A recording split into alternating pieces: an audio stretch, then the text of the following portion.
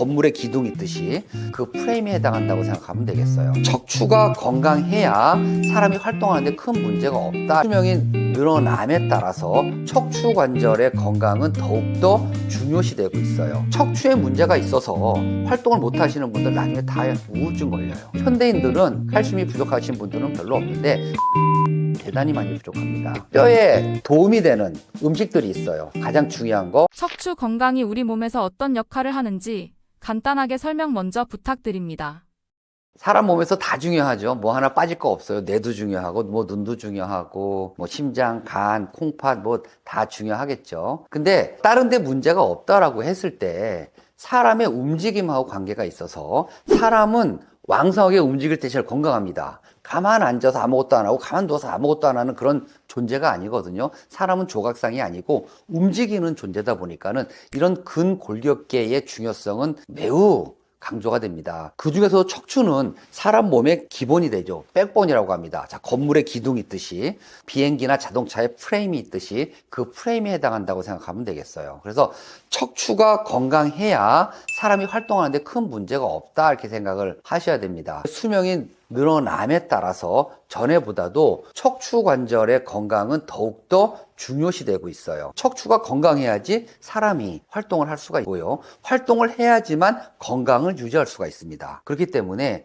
이런 척추의 건강이라고 하는 것은 사람의 삶에 있어서 매우 중요하고요. 사람이 활동을 못하게 되면은요, 사람의 건강 유지에도 문제가 생기고 삶의 질에도 문제가 생깁니다. 그래서 척추에 문제가 있어서 활동을 못 하시는 분들 나중에 다 우울증 걸려요. 우울증 약을 드시거든요. 그래서 이런 사람이 건강을 유지하기 위해서 사회적인 관계를 유지하기 위해서 척추 건강은 대단히 중요하다 이렇게 말씀을 드리겠습니다. 그러면 척추 건강을 유지하기 위해서는 일단 첫째로는 질환 상태가 없어야 되겠죠. 병이 없어야 되는 게 중요하고요. 그 다음에 퇴행성 변화를 어떻게 관리할 거냐 하는 게 가장 중요한 부분이 돼요. 사람이 평균 수명 60을 살 때에는 척추 관절의 건강은 사실 그렇게 중요하지 않았습니다. 근데 지금은 남자 평균 수명도 80을 넘어가고 있습니다. 이 나이에서는 평균 60살 때하고는 다른 개념으로 척추 관절을 바라보셔야 돼요. 그래서 척추 관절을 이 50대, 60대부터 끊임없이 관리해 오셔야 됩니다. 군대를 다녀온 남자분들은 다 아세요. 조이고, 닦고, 기름칠하자. 그게 장비를 관리하는 가장 기본이잖아요.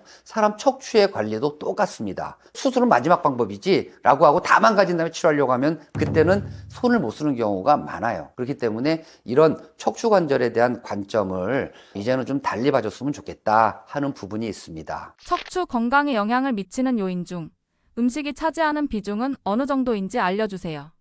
척추 관절의 건강을 유지하려면 두 가지가 가장 중요하다고 보시면 되겠습니다.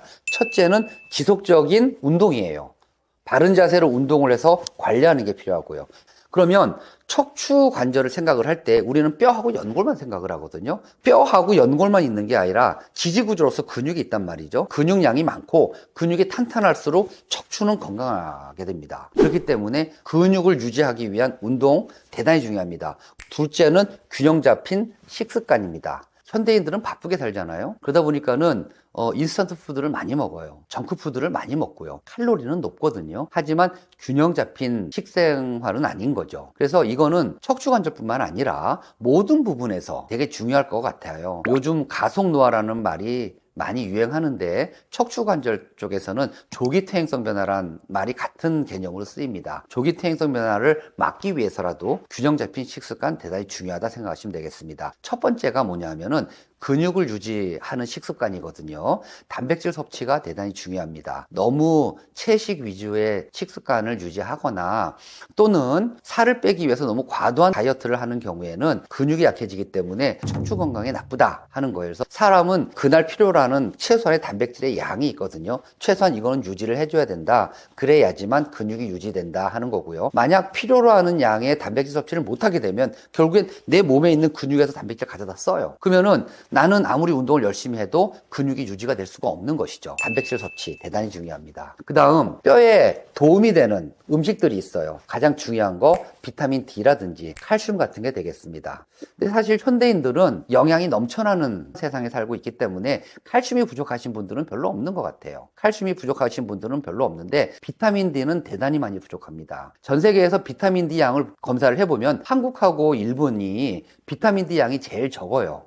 우리나라 사람들은 햇빛 받아서 타는 거를 별로 안 좋아하세요. 비타민 D는 사실은 자외선만 받아도 만들어져요. 우리나라는 이 햇빛을 받는 양이 너무 적은 거죠. 그래서 햇빛을 자주 쬐거나 햇빛을 자주 쬐 수 없다면 비타민 D를 섭취라도 하셔야 돼요. 그것도 힘들면 정기적으로 뭐 분기별로 고단위 비타민을 병원에서 맞으시는 것들을 추천을 드립니다. 그 다음에 항염증 음식들이 항암 효과도 있고 여러 부분의 효과가 있죠. 근데 이거는 관절에도 효과가 있습니다. 항산화제 이런 것들이 역시 척추에도 도움이 됩니다. 비타민 C라든지 이런 것들이 도움이 되시고요. 그 다음에 오메가 산 같은 것들도 항염증 효과가 있기 때문에 도움이 되겠습니다. 그래서 이렇게 영양 섭취를 잘 하고 바른 자세로 운동을 했을 때 뼈의 밀도도 유지가 되고 근육량도 유지가 되면서 척추 관절의 건강이 향상이 될 수가 있습니다. 척추 건강에 좋은 대표적인 음식 6가지 소개해 주실 수 있을까요?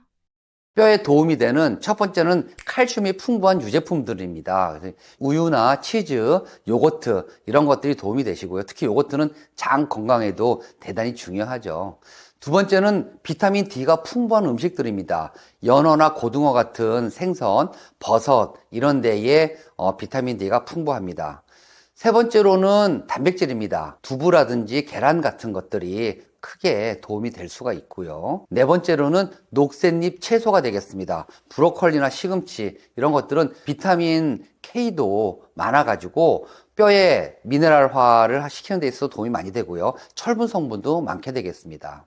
다섯 번째로는 견과류가 되겠습니다. 아몬드나 호두, 아마씨 같은 것들은 비타민 D가 아주 풍부하고 많아요. 그래서 이런 것들이 도움이 되고, 마지막으로 여섯 번째 과일은 비타민 C나 항산화제가 풍부히 들어있어요. 그래가지고 염증 반응도 가라앉히는 그런 음식이 되겠습니다. 결론적으로 말씀을 드리겠습니다. 두부하고 멸치가 많이 들어가 있는 된장국에 검은 콩하고 현미로 지은 밥을 드시면 척추 건강에는 크게 도움이 되겠습니다.